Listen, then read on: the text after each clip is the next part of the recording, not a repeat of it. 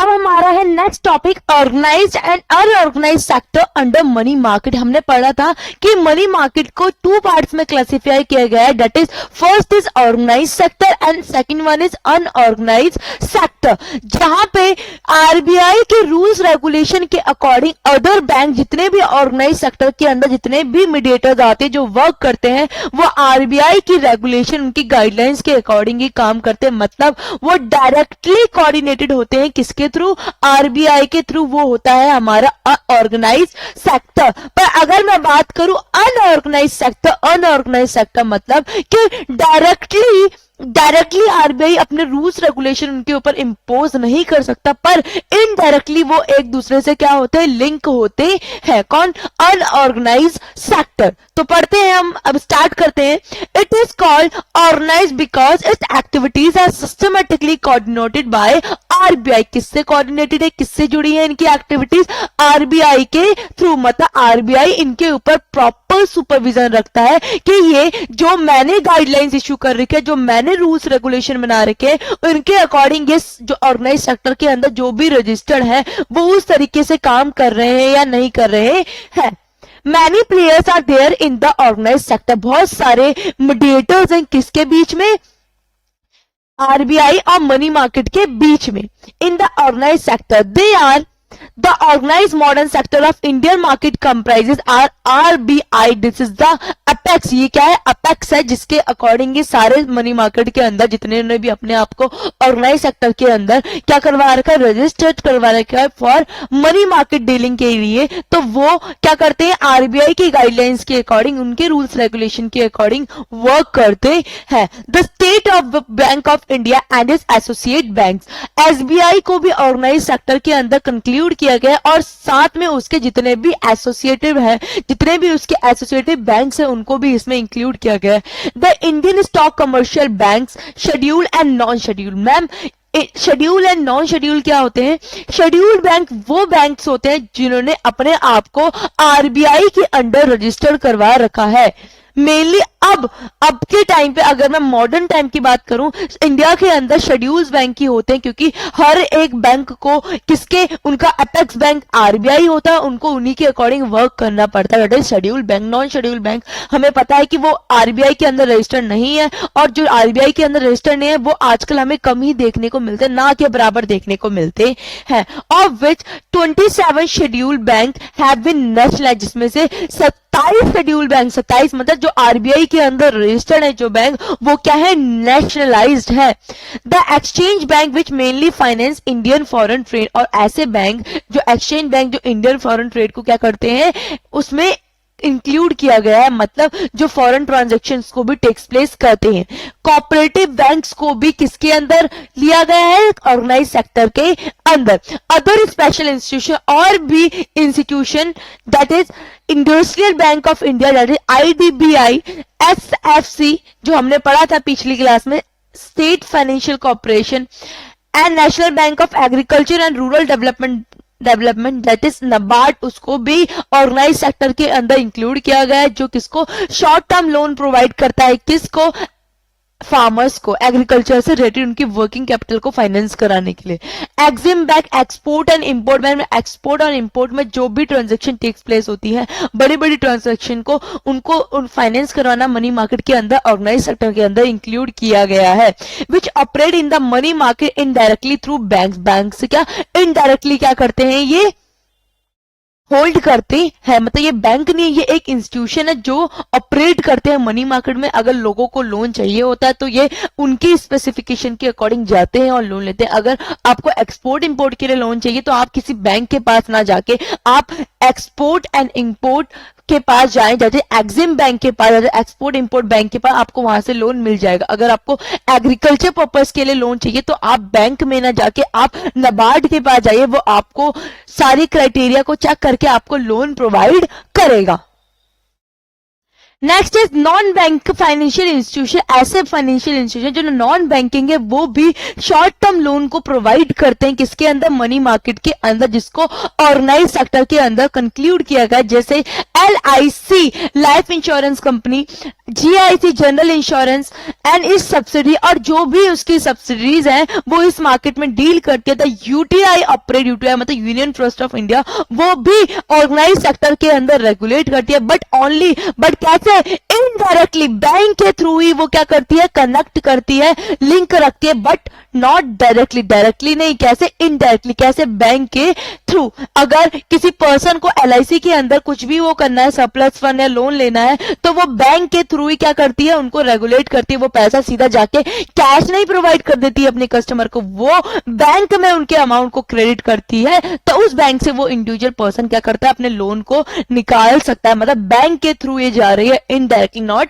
Directly. Next one is quasi government bodies and large company also market there short term surplus fund available to the organise market through banks. और government body और जो बड़ी बड़ी कंपनियां है वो भी बैंक के थ्रू ही क्या करवाती है, अपने फंड को जो उनके पास पड़ा है वो एज अ लोन लोगों को प्रोवाइड करती है।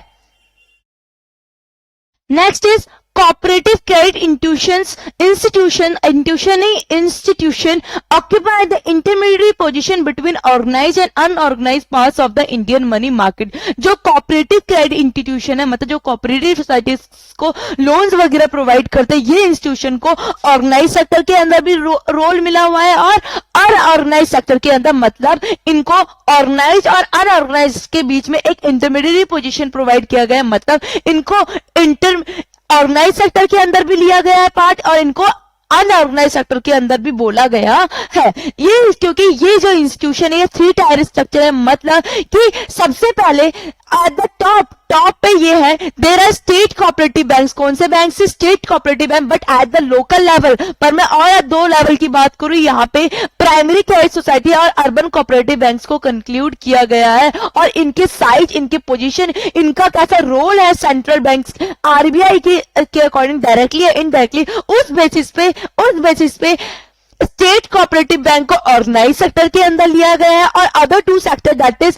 प्राइमरी क्रेडिट सोसाइटी, ये किसके अंदर, अनऑर्गेनाइज सेक्टर के अंदर इसको कंक्लूड किया गया है। हमने क्या बोला कि जो कोऑपरेटिव क्रेडिट इंस्टीट्यूशन है इनको दोनों के अंदर, मतलब ऑर्गेनाइज सेक्टर के अंदर और अनऑर्गेनाइज सेक्टर के अंदर, दोनों के अंदर इनको रोल दिया गया है, ये दोनों के अंदर इंक्लूड किया गया है। बट क्योंकि ये एक 3 टायर स्ट्रक्चर है, इनकी साइज के अकॉर्डिंग, इनके RBI के संग, कमर्शियल बैंक के संग क्या डायरेक्टली इनडायरेक्ट रिलेशन है, उसके बेसिस पे उनको कंसिडर करके इन तीनों जो 3 tyre structure that is state cooperative banks को तो हमने ऑर्गेनाइज सेक्टर के अंदर उसको लिया गया है, पर मैं अगर बात करूं लोकल लेवल पे जो थे अर्बन कोऑपरेटिव बैंक्स और प्राइमरी क्रेडिट सोसाइटी, इनको अनऑर्गेनाइज सेक्टर के अंदर, जो क्योंकि जो ये इनडायरेक्टली या फिर लूजली लिंक्ड है किसके साथ, RBI के साथ।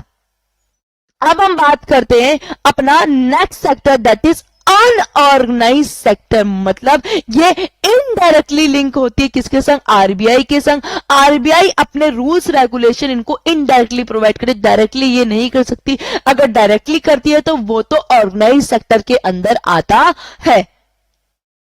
तो अगर हम बात करें अपने अनऑर्गेनाइज सेक्टर के अंदर, मेनली कंक्लूड किया गया है आपके इंडिजीनियस बैंक को और मनी लैंडर्स को, क्योंकि ये RBI के रेगुलेशन के अकॉर्डिंग वर्क नहीं करते, पर ये लिंक होते हैं किससे, RBI से लूजली लिंक होते हैं। कैसे कि जब ये जो मनी लैंडर्स होते हैं या फिर इंडिजीनियस बैंक होते हैं, ये अपने जो भी अमाउंट या फिर जो भी इंस्ट्रूमेंट्स होते हैं उनको रीडिस्काउंट करवाने जाते हैं, तो भाई ये क्या होते हैं, ऑटोमेटिकली RBI से क्या हो जाते हैं, लिंक हो जाते हैं, क्योंकि कमर्शियल बैंक लिंक होता है RBI से, that is why it is indirectly link with RBI। लिखा है the unorganise sector consist of indigenous banks and money lenders.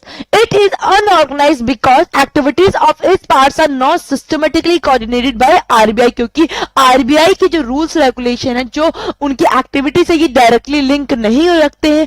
The money landers operate through out the country, जो money landers होते हैं या फिर इंडिजीनियस बैंक होते हैं, ये through out the country operate करते हैं, बट इनमें से कोई भी एक दूसरे से कोऑर्डिनेटेड नहीं होता है, एक दूसरे से मतलब नहीं रखते हैं। but without any link among themselves in bank are somewhat better organized because they enjoy rediscount facility, क्योंकि ये जो फैसिलिटीज रीडिस्काउंट की फैसिलिटी होती है, जो भी इंस्ट्रूमेंट्स होते हैं ये क्या करते हैं, रीडिस्काउंट करवाने जाते हैं जब इनको नीड होती है लिक्विडिटी की, तो ये कमर्शियल बैंक के पास जाता है। तो ऑटोमेटिक जो कमर्शियल बैंक है वो किससे लिंक्ड होता है, आरबीआई से, in turn have link with the RBI.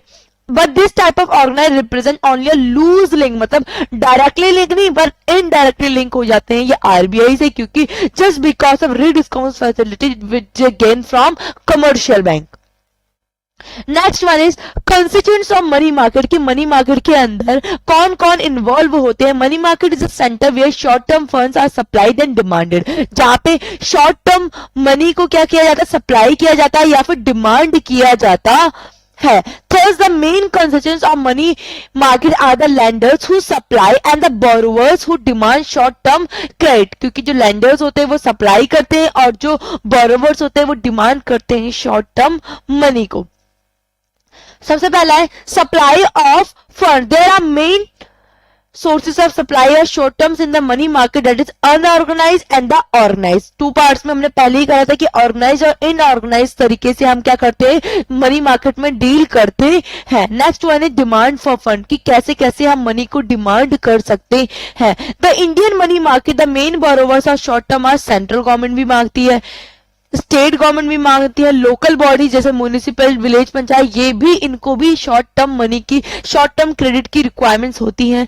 Traders जो बिजनेस कर रहे, industries, farmers, exporters and importers also need a short term money. और जनरल पब्लिक को भी पैसों की रिक्वायरमेंट होती है, तो वो मनी मार्केट में जाती है, वो अनऑर्गेनाइज या अनऑर्गेनाइज सिस्टम में चूज करके मनी को क्या करती है, बोरो करते हैं। अब हमें पढ़ने हैं मनी मार्केट के इंस्ट्रूमेंट्स, कि कैसे ऑर्गेनाइज तरीके से मनी मार्केट में हम जाके पैसे को क्या कर सकते हैं, बोरो कर सकते हैं या फिर डिमांड कर सकते हैं। नेक्स्ट पहला है call and notice money market. ये हमने पढ़ा था अपना कि कॉल एंड मनी मार्केट ये बिजनेस टू बैंक ट्रांजैक्शन होती है, जहां पे वो अपनी लिक्विडिटी को मेंटेन करने के लिए या फिर उनके बोरोवर्स आ गए, डिपॉजिटर्स आ गए जिन्होंने अपना पैसा डिपॉजिट कराया था, और एक ही दिन में वो सारे के सारे आ गए, पर उनके पास इतना पैसा अवेलेबल नहीं था, तो वो क्या करते हैं, इस केस में दूसरे बैंक जो उनके अदर बैंक्स होते हैं उनके पास जाते हैं, क्योंकि सारे बैंक क्या होते हैं, एक दूसरे से कोऑर्डिनेटेड होते हैं, लिंक्ड होते हैं, तो ये एक के पास जाते हैं कि हमें 2 दिन के लिए, 1 दिन के लिए, 14 दिन के लिए, 15 दिन के लिए पैसे हमें दे दो, पर इस पे आपको कोई भी सिक्योरिटी जमा नहीं करवाई जाती है। The call and notice market constitutes the core of the Indian money market. Call money represent the amount borrowed by commercial bank for each other for short period. क्या किसके लिए, शॉर्ट पीरियड के लिए, किसके द्वारा, other commercial bank to commercial bank की transaction होती है किसके बीच में, कॉल मनी और मनी मार्केट के बीच में। To meet their cash reserve requirement, की वो जो कैश रिजर्व जो उन्होंने मेंटेन नहीं किया करा उसको हम फुलफिल कर पाए। Those bank who has cash reserve decline below the statutory requirement borrow from such bank which have surplus cash reserve. और जिनके पास जो अपनी स्टैट्यूटरी रिक्वायरमेंट के अंदर जो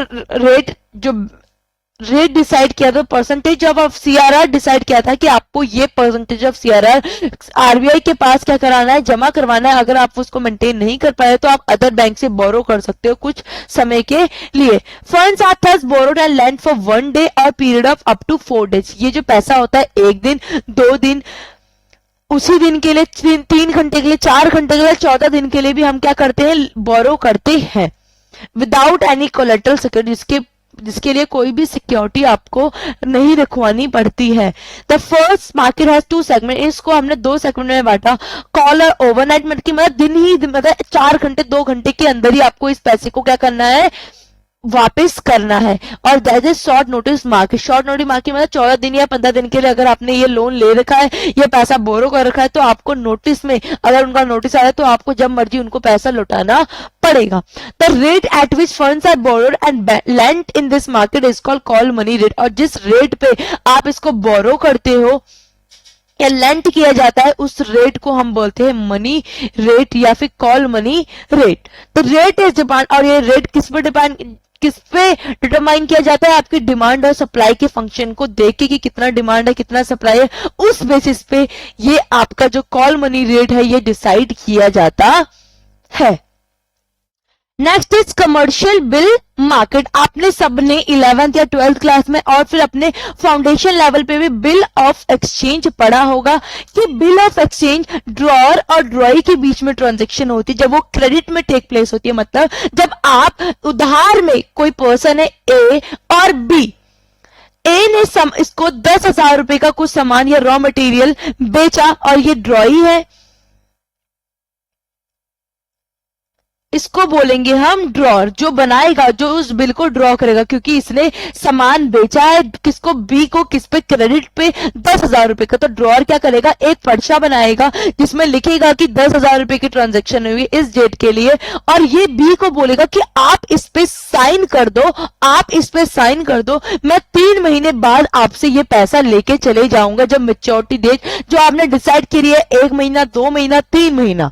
पर क्या हुआ, in case of emergency drawer को पैसे की जरूरत पड़ी तो वो कहां चला गया, वो अपने बैंक के पास चला गया या किसी भी कमर्शियल बैंक के पास चला गया। उसने बोला कि भाई मेरे को पैसों की जरूरत है, ये आप बिल ले लो, और एट मैच्योरिटी डेट, और मैच्योरिटी की डेट पे आप इस पर्सन के पास जाना, वो आपको पैसे दे देगा। पर तो बैंक क्या करेगा, after discount charges deducted, discount charges को डिडक्ट करके, क्योंकि उसको भी तो अपना पैसा चाहिए, वो भी तो खाली ये तो है नहीं कि 10,000 रुपए का वो इंस्ट्रूमेंट था और 10,000 रुपए आपको देते, नहीं, वो अपने भी कुछ चार्जेस काटेगा, उसको भी कुछ प्रॉफिट कमाना है, तो वो आफ्टर डिडक्टिंग डिस्काउंट चार्जेस आपको वो पैसा दे देगा। बट क्या होगा, अब मैच्योरिटी डेट पे वो जाएगा ड्रॉई के पास और अब पैसा निकाल के ले आएगा, वो बिल वहां पे खत्म हो जाएगा। पर क्या हुआ, जब 3 महीने की बिल की डेट थी, 1 महीने बाद ड्रॉअर को इमरजेंसी पड़ी, 1 महीने बाद जिस कमर्शियल बैंक के पास वो इंस्ट्रूमेंट था और अभी 1 महीना डेट अवेलेबल है, उस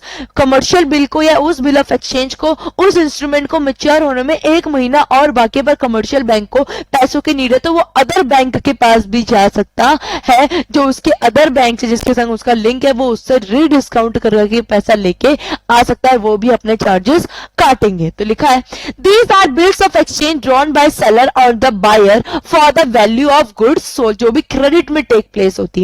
When once bills is accepted by the buyer of goods, जब वो बिल को क्या कर लेगा, एक्सेप्ट कर लेगा, it becomes a legal document acknowledging indebtedness, कि भाई वो एक लीगल डॉक्यूमेंट बन गया कि भाई आपको ये अमाउंट पे करना है, किसको पे करना है, ड्रॉई को। It is a negotiable instrument, ये क्या होता है, एक नेगोशिएबल इंस्ट्रूमेंट होता है। Such bills are drawn generally for 90 days, किसके लिए, 90 दिन के लिए बिल ड्रॉन किया जाता है। ऊपर वाला जो कॉल मनी था वो 1 दिन से 14 दिन तक के लिए क्या किया जाता है, ड्रॉ किया जाता है। ड्यूरिंग द टेन्योर, मतलब during the maturity of bill, if the boulder is in need of cash, जो मतलब ड्रॉअर है उसको अगर कैश की जरूरत है, he can discount it with the commercial bank, वो कमर्शियल बैंक के पास जाके उसको डिस्काउंट करवा सकता है। The bank will deduct interest for the period of the bill is yet to run, और वो डिस्काउंट काट के वो क्या करेगा, उसको पैसा दे देगा। The bank will receive the face value on the due date from the drawer, और वो ड्यू डेट पे उनसे पैसा ले लेगा। बट मीनवाइल अगर इस बीच में बैंक को जरूरत पड़ गई पैसे की, इट कैन रीडिस्काउंट, वो भी रीडिस्काउंट करवा सकता है कमर्शियल बैंक से, अदर कमर्शियल बैंक के discount market at the market related discount है, जो डिस्काउंट रेट चल रहा है उस रेट पे। Banks arrange their bill portfolio in such a manner that some bills mature every day, और वो ऐसा भी एक पोर्टफोलियो, ऐसा भी एक बिजनेस रहता है कि हर एक बिल हर दिन क्या हो, मैच्योर हो। This trade bills are considered liquid asset, ये इनको लिक्विड एसेट किया जाता है क्योंकि ये इजीली कन्वर्टेबल होते हैं इन कैश। जैसे ड्रॉअर को पैसों की जरूरत पड़ी, उसने इजीली कन्वर्टेबल करा लिया, कमर्शियल बैंक को पड़ी, उसने उस टाइम उसको इन कैश करवा लिया। As they can be converted in cash quickly by rediscounting. That is all about commercial bill market. Next is treasury bill. Treasury bill market. ये क्या बोलता है कि जब गवर्नमेंट ऑफ इंडिया को पैसों की जरूरत होती है, जब उनको शॉर्ट टर्म नीड है कैश की, तो वो क्या करती है, ट्रेजरी बिल को इश्यू करती है एट अ डिस्काउंट रेट। मतलब वो जो उनके डॉक्यूमेंट्स होते हैं उनको डिस्काउंट रेट पे इश्यू करते हैं, और जब एट मैच्योरिटी, मतलब जब वो पैसा क्या करते हैं, वापस उस बिल को वापस लेते हैं, तो वो उनको ज्यादा वैल्यू पे या फिर उसके दुगना अमाउंट से क्या करते हैं, रिकवर कर लेते हैं, क्योंकि इसमें आपको कोई भी इंटरेस्ट पे नहीं करना पड़ता है। इस treasury bill pay government of India इस पे कोई भी इंटरेस्ट नहीं देती है, बट क्योंकि ये अमाउंट ज्यादा करके देती, क्योंकि ये जो बिल है डिस्काउंट पे देके उनसे 10,000 का बिल है वो 5,000 में दे दिया और वापसी किसमें करेगी, फेस वैल्यू में, 10,000। Treasury bill are short term promissory notes issued by the government of India at a discount generally for a period of 91 days. कितने दिन के लिए, 91 डेज के लिए। अब भी जो चल रहा है, we are issue to meet short term financial needs of the government. Since November 1986 में 182 treasury bill are issued by RBI के द्वारा ये क्या किए गए थे, इशू किए थे 182 डेज के लिए। Longer maturity treasury bill with varying maturity up to 364 days are introduced in April 1992 में। पर जब 1992 में 392, 364 एक साल के लिए भी ट्रेजरी बिल्स को इशू किया गया, पर आज के टाइम पे 91 डेज के लिए ट्रेजरी बिल को इशू किया जाता है। These bills are issued as a part of public debt operation of government of India. ये दर्शाता है कि भाई गवर्नमेंट ऑफ इंडिया के पास कर्जा है जो उन्होंने जनरल पब्लिक से ले रखा है और उनको रीपे करना है after a maturity date. They are issued at discount and therefore do not carry interest payment application। क्योंकि डिस्काउंट भी किए जाते हैं, क्योंकि 10,000 रुपए की फेस वैल्यू है और आपने बोला कि हम ट्रेजरी बिल को इशू कर रहे हैं एट अ रेट ऑफ 5,000, तो सब लोग खरीदेंगे, क्योंकि इंटरेस्ट कुछ नहीं मिल रहा। इंटरेस्ट आपको इसमें कुछ नहीं मिलेगा, क्योंकि आपको यहाँ पे 5,000 रुपए का आपने परचेज करा और आपको 10,000 रुपए की वैल्यू में ये मिल रहा है। That is also your profit. General public तब भी इसको खरीदती है क्योंकि उनको इसमें प्रॉफिट हो रहा है 5,000 का, 6,000 का, 3,000 का। Next is commercial paper. तो कमर्शियल पेपर इशू किए जाते हैं बड़ी बड़ी इंडस्ट्री, बड़ी बड़ी कंपनीज के द्वारा to meet their short term funds. क्योंकि जब से लिबरलाइजेशन आया तो उनको बोला गया कि आप, उनको एक मौका दिया कि आप अपनी एक्टिविटीज को डाइवर्सिफाई कर सकते हो, एक्सपेंड कर सकते हो, या फिर आप अपने ऑर्गेनाइजेशन के अंदर, अपनी कंपनीज के अंदर न्यू टेक्नोलॉजी से, न्यू इन्वेंशन से अपने आप को मॉडर्नाइज कर सकते हो। तो इस अपॉर्चुनिटी का हर एक इंडस्ट्री ने, हर एक कंपनी ने चाहा फायदा उठाना, तो इस चीज के लिए जो भी उनको शॉर्ट टर्म मनी की रिक्वायरमेंट थी उन्होंने कमर्शियल पेपर के थ्रू क्या करा, रेज किया। लिखा है on the recommendation of Vaghul working group. एक वैग्यूल वर्किंग ग्रुप था जिन्होंने पहली बार कमर्शियल पेपर को क्या किया था, इशू किया था मनी मार्केट के अंदर। Commercial paper is introduce in the Indian money market in January 1990। The need for the introduction of this instrument has arising out of the changing industrial scenario. क्योंकि जो इंडस्ट्री का जो scenario था वो बिल्कुल ही change हो गया था, क्योंकि जब से लिबरलाइजेशन आया हर एक को मौका दिया गया कि वो अपनी एक्टिविटीज को डाइवर्सिफाई करे, मॉडर्नाइज करे, न्यू इन्वेंशंस करे और एक्सपेंड भी करे। In the environment created by liberalisation policies of the government, the industrial sector launch plans of diversification, expansion and modernisation of their units. This has lead to an enhanced demand for funds and to satisfy the demand CP is introduce. कि भाई आपके funds की requirement को fulfil करने के लिए commercial paper को क्या गया, लेके आया गया, जिससे कि जो इंडस्ट्रीज है, जो कंपनीज है, वो अपनी शॉर्ट टर्म मनी की डिमांड को फुलफिल कर पाए। Commercial papers are unsecured promissory note issued by competent entity to raise resources for their short term instead of borrowing from bank. Bank से लेने से अच्छा उन्होंने क्या किया कि उन्होंने गारंटी दी, प्रॉमिस किया जनरल पब्लिक को कि हम आपके पैसे को क्या कर देंगे, पे कर देंगे एट अ स्पेसिफाइड डेट। क्योंकि ये अनसिक्योर्ड होते हैं, इसके लिए आपको कोई भी सिक्योरिटी नहीं रखवानी पड़ती है। It is a certificate evidencing an unsecured corporate डेब्ट ऑफ शॉर्ट मैच्योरिटी। किसके लिए, शॉर्ट मैच्योरिटी के लिए ये पैसा लिया गया है। इट रिप्रेजेंट, और ये शो करता है, promises by the borrowing company to repay at loan at a specified date. और ये प्रॉमिस किया जाता है, ये जो डॉक्यूमेंट होता है कमर्शियल पेपर, ये रिप्रेजेंट करता है कि ये बोरोइंग कंपनी की लायबिलिटी है, ये उन्होंने कर्जा ले रखा है जनरल पब्लिक से या किसी भी इंस्टीट्यूशन से जिन्होंने भी इस कमर्शियल बैंक को पेपर को क्या करा है, परचेज किया है, वो उनके पैसे को रिपे कर दिया जाएगा, लौटा दिया जाएगा at a specified date which is mention on the commercial paper. Next is certificate of deposit. Certificate of deposit के अंदर क्या होता है, जो इंस्टीट्यूशंस होते हैं, इंडिविजुअल्स हो गए, कंपनीज हो गई, इंडिविजुअल्स के अंदर आ गए, जो भी जनरल पब्लिक या फिर कंपनी या जो भी पब्लिक सेक्टर अंडरटेकिंग और अदर इंस्टीट्यूशन अपना पैसा जो भी डिपॉजिट करवाते हैं बैंक के पास, किस बैंक के पास? कमर्शियल बैंक के पास।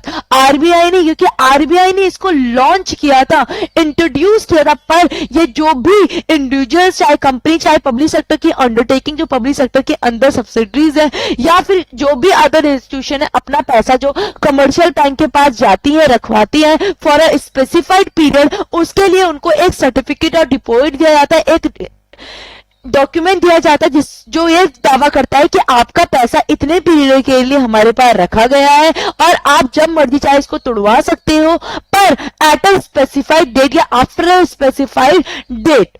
और उसमें पहले से ही जो इंटरेस्ट रेट आपको प्रोवाइड किया जाएगा वो पहले से ही आपको बता दिया जाता है कि आपको किस रेट पे इसका इंटरेस्ट प्रोवाइड किया जाएगा एज पर the guidelines of RBI. Non resident Indian can also subscribe to CD but only on a repetition basis, कि भाई नॉन रेजिडेंट भी सीडीज को क्या कर सकते हैं? सब्सक्राइब कर सकते हैं, but on a non repetition basis. मतलब कि आप इंडियन रुपी के पैसे को, फॉर एग्जांपल एक नॉन रेजिडेंट ने क्या करा, इंडियन रुपी में इन्वेस्टमेंट करी, सीडी को डिपॉजिट करा है और वो बाद में जाके क्या कर रहा है, उस पैसे को लेके अपने करेंसी में कन्वर्ट करा रहा है, वो ऐसा नहीं कर सकता है।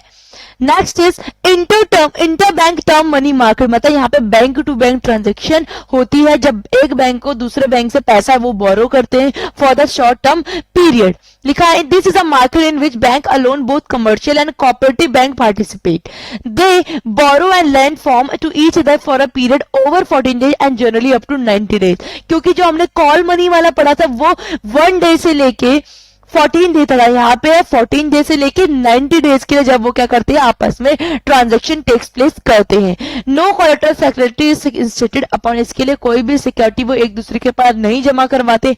Rate of interest of market determine, यहाँ पे मार्केट डिटरमाइन करती है उसका rate. Deposited receipts are exchange, जो रिसिप्ट्स होती है कि आपने कितना पैसा दिया, कितना बोरो किया, वो एक रिसिप्ट में क्या किया जाता है, लिखा जाता है। एज पर the IBA that is Indian bank association, the lender can not prematurely call back this land, कि भाई अगर आप फॉर एग्जांपल एक बैंक ने दूसरे बैंक को पैसा दिया 90 दिन के लिए, तो आप उससे उस डेट से पहले, उस स्पेसिफाइड डेट से पहले लोन को नहीं मांग सकते हो। आप उसे नोटिस देके जब चाहे नहीं मांग सकते, पर ऐसा कॉल मनी में हमने पढ़ा था कि जब बैंक को नीड होगी तो वो मांग सकता है, जो लेंडर बैंक है। Hence, this instrument is not liquid, इसलिए ये जो इंस्ट्रूमेंट है ये बिल्कुल भी लिक्विड नहीं होता है। Next is collateral loan market. इसके अंदर जो कमर्शियल बैंक है, जब उनको पैसे की जरूरत होती है तो वो गवर्नमेंट बॉन्ड्स या गवर्नमेंट सिक्योरिटीज को इशू कर देते हैं जनरल पब्लिक को, और वो बोलते हैं कि ये सिक्योरिटी है, अगर आपको हम अपना पैसा रिपे नहीं कर पाते हैं, जो आपका पैसा है, तो आप इन सिक्योरिटीज या इन बॉन्ड्स को बेच भी सकते हो। But failure by the commercial bank, क्या होता है इसमें कि जो कमर्शियल बैंक होती है, जब उनको पैसे की जरूरत होती है तो वो क्या करते हैं, इन कोलेट्रल लोन मार्केट या कोलेट्रल सिक्योरिटी को क्या करते हैं, सेल करते हैं, किसको, जनरल पब्लिक को, और उनसे पैसा को लेते हैं at a type of loan, that is collateral loan market. It deals in collateral loans backed up by security. In this market, commercial bank provide loans against the government securities and bonds. किसमें government security और bonds के against क्या loans provide किया जाता है। That is all about the instruments under money market.